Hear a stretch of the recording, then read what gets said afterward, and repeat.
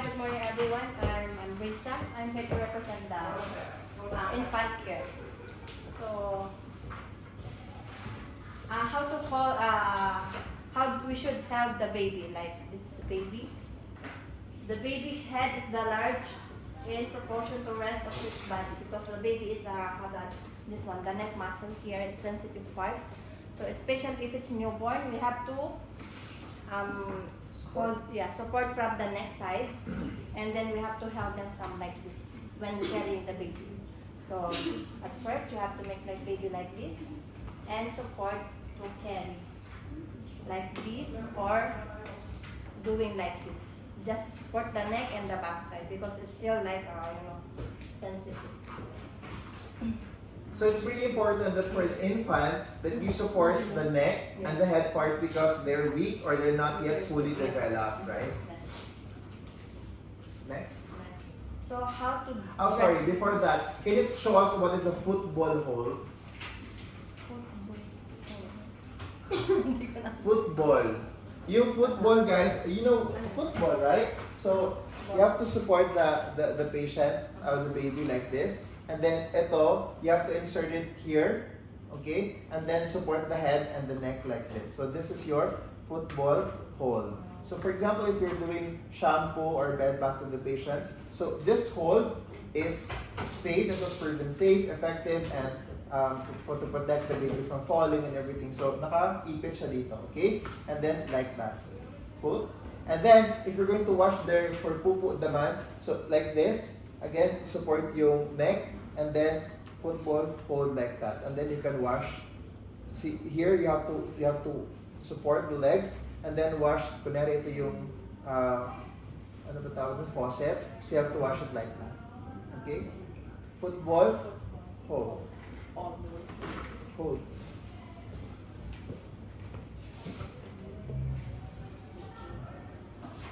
Next. How to dress the baby. Make sure the room is warm enough so the baby will not be cold or freezing. Stretch the neck of a singlet. Actually, we don't have the singlet. The singlet, Where's the singlet there? this is the singlet. This one. This is the singlet. Put the singlet from the back. So at first, as you pull the singlet over the baby's head, try not to let it touch on the baby face because it's a sensitive part, so avoid. Babies can get very upset. They will cry if ever they will like touching the babies here because they are still sensitive if we ever putting their clothes and touch the face, so we have to avoid that. Then do the reverse and undressing. It's the same thing. How to removing the dress, you have to avoid also the face. Gently place the baby's arm through the armhole. So this is like example the same. We have to do like this. Carry the baby. We have to put in the armhole and support the baby. And we will do at the same time in.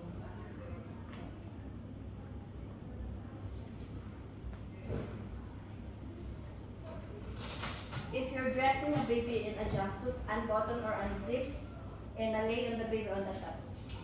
Place your baby arms and leg on the hole and put up the zip on the top.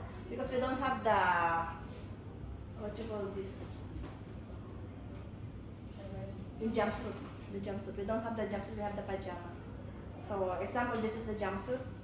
So we have to put the baby's pajama in here.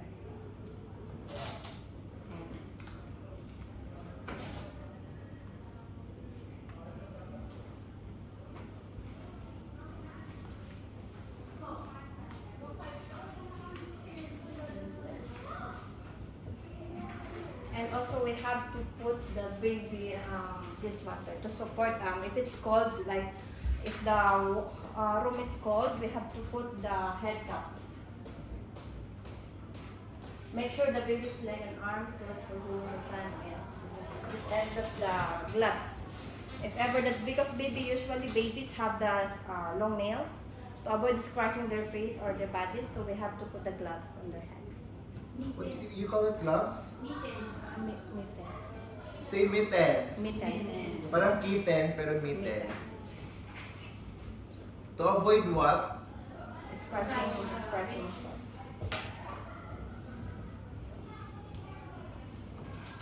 And this one to prevent from the cold or hot from the outside. So. And for the removing, it's the same. So that's for about sleeping for the baby, you can help your baby establish and this one. What about sleeping? And sleeping. Sleeping? Sleeping. What about sleeping? Dali nyo ulit. Ha? Dali nyo explanation. O basahin mo tapos wag mong basahin. You can Basahin mo help- muna sa sarili mo.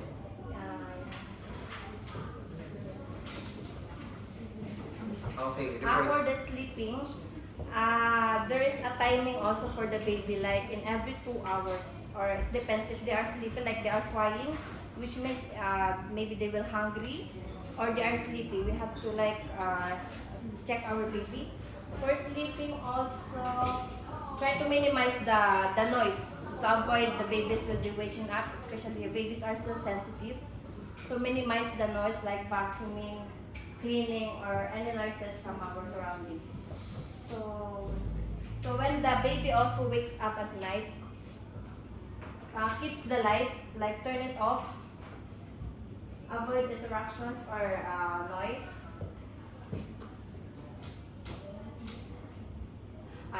And then we this line there is very interesting. Sabi niya, she said, delay the reaction time to crying if the baby has recently been fed and changed. So what does it mean that if the baby cries during nighttime, i-delay mo daw. You have to wait later until the baby stop crying. Do you agree with that? Because sometimes babies are like, they just waking up without like shock or something, like dreaming. Maybe they're dreaming bad Yes, dreams yes. or they're startled by a loud sound or something. They just So feel shocked. normally, what is your normal reaction as a mom? Your first time mom, di ba you have to go to your baby's bed and then to let them to stop crying, right? Yes. But according to her, you have to delay the reaction. Hayaan mo lang siya. Do you agree with that? Just observe the baby. So do you agree with that? Do you agree with your It depends sir if it's how long the baby is. So if it's 4 hours long, then you have to check na, right? No, just delay for like a minute. Just observe the baby if it's cry So, longer. tagalogin mo nga yun. Kung sakali yung baby natin di ba nag-iyak sa gabi when they wake up. And then just observe, just look, tingnan lang natin if So wag mo muna normal- siyang, hayaan mo na Hayaan muna lang. siya, wag mo siyang pansinin. Just let the baby. So what do you think about that? Do you agree with that? Don't let you delay your action? Yes? Or you're not that kind of mother? What kind of mother are you? Praning ka bang mom? Or hayaan mo siya?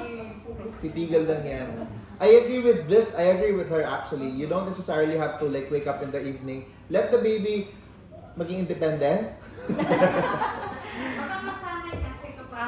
So you have to delay the reaction. If it's really bothering na like what she said, after siguro 5 minutes of crying, then definitely something is wrong with that. Yes. But if it's only a few minutes, the baby will just go back to sleep again. Okay. So this is the chart of the baby. Can we just go through that? What do you observe about the chart? How long are they sleeping in every day? And 1 week old is 17 hours, 16 hours, 15 hours. How long is your sleep now that you're adults? 6, 5, 4. Oh my God. But when you're a baby, there's nothing else we do but just sleep and sleep and sleep. How do you define infant pala? What is an infant? How old is an infant? Infant is from newborn. What is newborn? What is, it doesn't make sense. Tell me what is the date? How long? Newborn from 0 To? to 6 months. Are you sure? 3 months. Okay, fine. And then infant? What is an infant? Infant from 3 months. Up to 6 years old? months. Months? So ang 7 month, hindi na siya infant.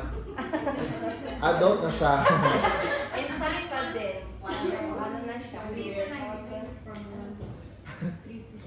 See, who's the mother here? O ikaw, Elaine. Define infant. 0 to 3 months for the infant. Newborn, that's 3 months to 9 months infant. So guys, when you say newborn, it's actually the first 30 days of life or 1 month. Yun yung newborn, okay? After that, from 0 up to 12 months is infant. So 1 year ang infancy. Understand? So that entire process is called infancy, but specifically for the first 30 days, that's what we call newborn. Next. So for the proper position for the baby sleeping, this is the proper way. Like baby is sleeping like this, we don't let it like this. We have at least make the head sideways because according from unfortunately the fontanelles and skills. What's a fontanelle? Huh? Where's the fontanelle? And skull plates, not scales, are not fully fused during infancy. Where's the skull of the baby? Skull. Skull, right? Does the baby have a skull? Yes. Huh? But they are not yet fully formed. So there are 4 bones actually in the head of the baby, and in between the bones, that's what we call the fontanelle. Can you go like that?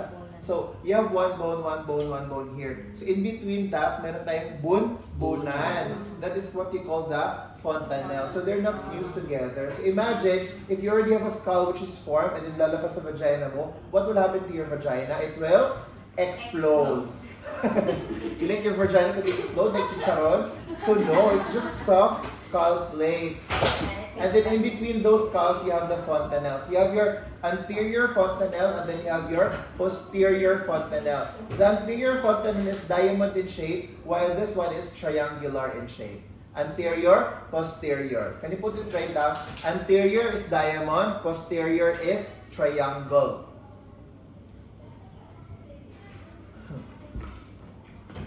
Okay, look at me. Di ba you have 4 skull plates here? Imagine the 4 skull. Oh, boom. So dito yung anterior, which is here, it's diamond in shape. Okay? And yes, yung bunbunan niya. Tapos sa likod naman, you have the triangular in shape.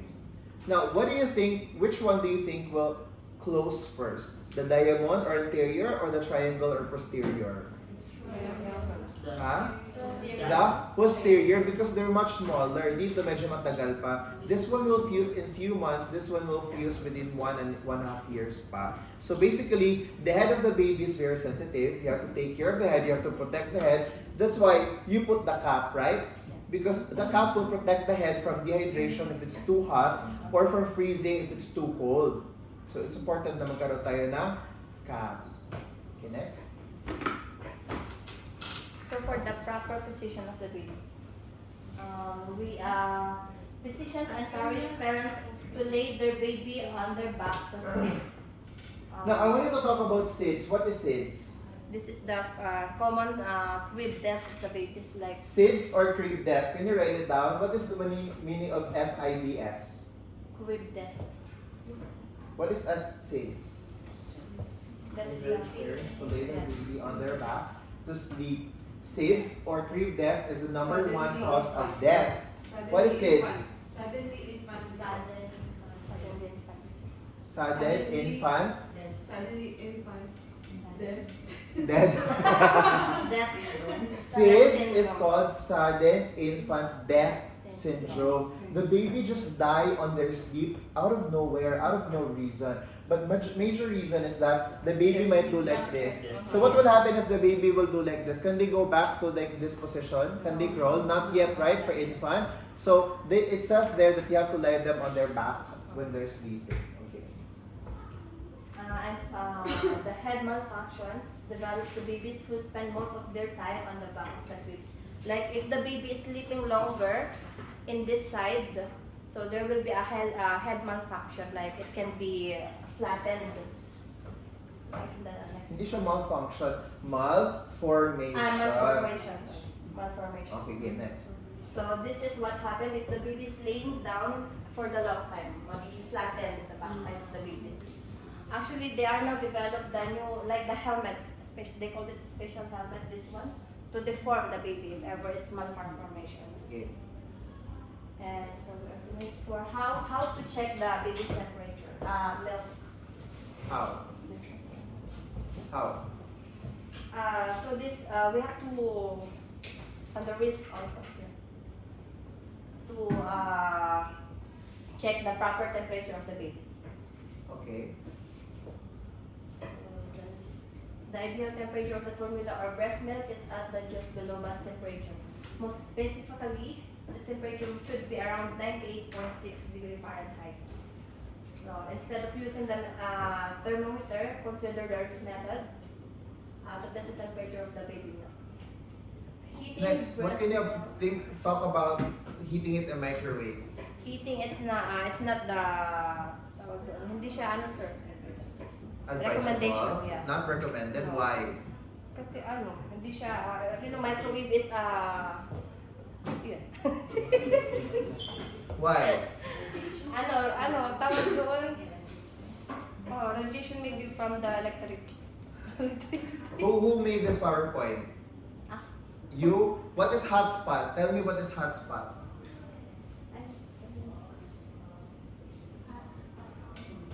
Hotspot is when you have a Wi-Fi, right? Yung magkakabuo yung ano sir. No. It's, So guys, when you're the concept of microwave, so when you put this infant feeding items with the milk here, if you put it in the microwave, the mechanism of the microwave, it will try to heat the inner layer first and then it spreads outer. So pag nandito, ang inuuna niya is yung inside. So it's called the hot spot because when you hold the infant feeding items, it feels okay. It just feels warm. But in the middle or inside, it's very hot. So when you feed the baby from the microwave, then the baby have the higher chance that the baby will get burned, right? So it's not recommended to use microwave to reheat or to heat up the milk or infant formula feeding. So if it's not recommended, what do you recommend? How do we warm up the milk? get the pitcher or something basin small and put hot water, and then this is the milk, and we have the like small basin here. Put boiling water we have to put inside. Boy, ita sabi boiling water talaga. Hot water to Hot make it warm. water? Yeah, to make it warm the milk. So you have to parang dip lang. Yes, Do you understand? Yes. And then once you're done dipping it or warming it up, how do you check the To check temperature? the water from in your wrist. No, not like to your mouth. Why not? How do you burp a baby? And why is it important that you burp a baby? Is it really important? Yes. Why? It's important because otherwise they will vomit. When you lay down the baby on the bed, there is tendency that they will throw up or vomit if we will not make them burp. Okay. So after feeding, Yes. it's important that you burp the baby. So what are the positions to burp the baby? The position to burp the baby, we have to carry the baby like this. There is three ways actually. One making him like this. What do you call that position? You call number 1, over the shoulder. Over the shoulder. Again, sige, put na. Hindi ka ba kailangan mag-put ng bib? Oh, Yeah, put na power, bib. small power. Wag na. Example, this is your...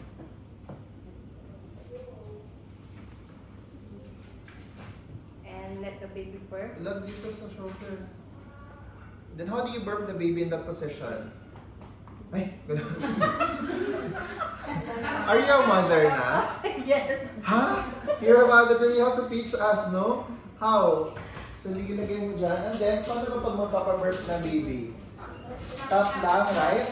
Tap lang para ma-stimulate mo yung pagpaburp kay baby. And how do you know if the baby is burping na?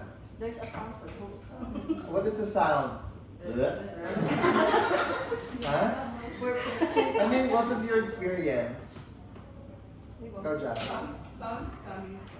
Tapos may laway ba? Yes. May spitting out ng mga milk. Okay? What do you call this position? Over the shoulder. Next position. The next one, if you are like sitting, like example, I am sitting, and we can make the baby sit like that. And then, yung big mo. Sit like that.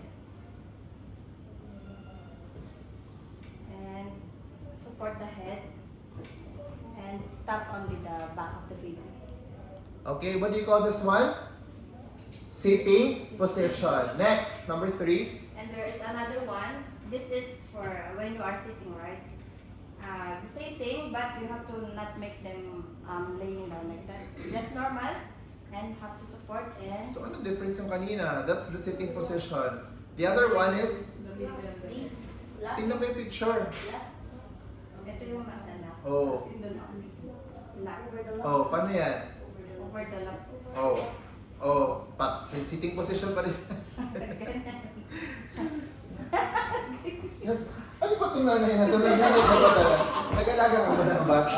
So, over the lap is parang siya nakahiga na parang nakasit down na position, okay? So, ganun pa din. Stimulate until the baby speeds up. Why is it important, Christian, na mag-birth? Important to avoid the vomit chamber. Yes, Elaine, bakit nga important? Para hindi siya masakit. Stomach, stomach what?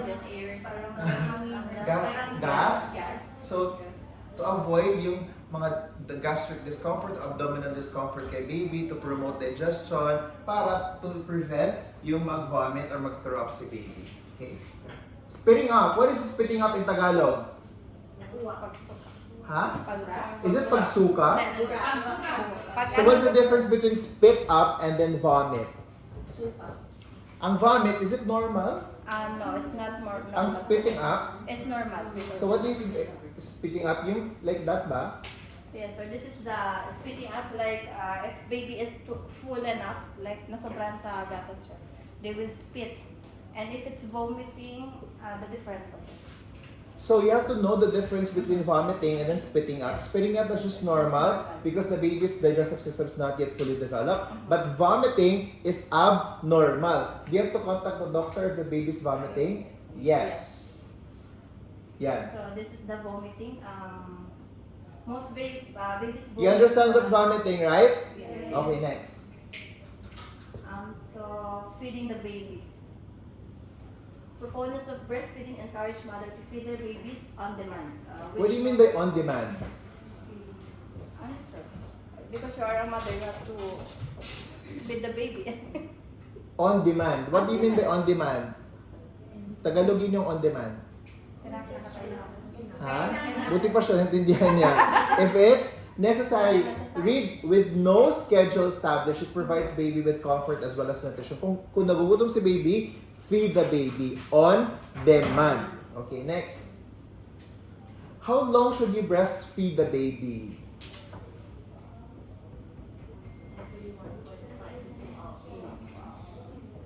No! How long should you breastfeed? Not how often. How long ba dapat? Ilang buwan ka dapat nagpapasuso sa bata?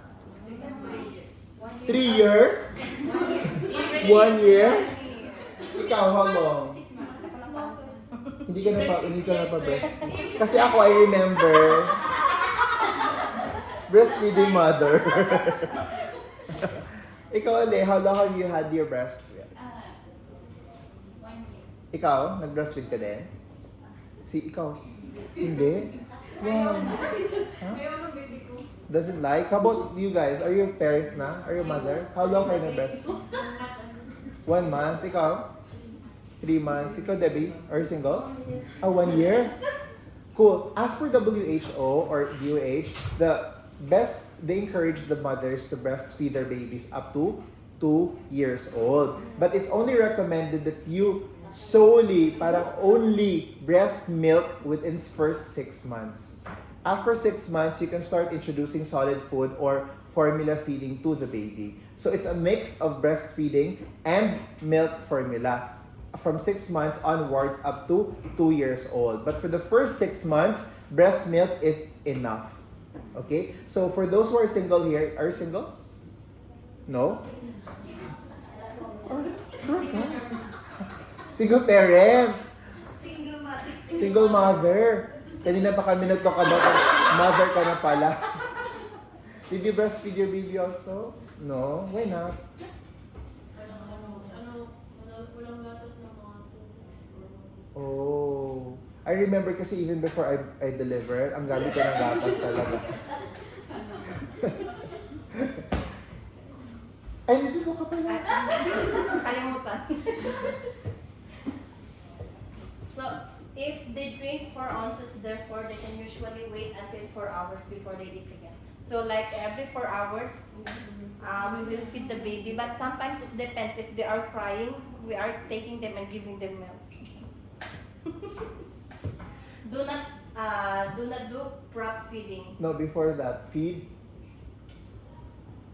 Feed every 1.5 to 2 hours. So can you write this down? As per recommended by yung recommendations, we're talking about science muna, okay? Then you tweak it according to the baby's needs. But in the book, they said that you have to feed your infant or newborn every 2 hours with 30 or 1 ounce or 30 ml of milk. So that's 30 ml or 1 ounce every 2 hours.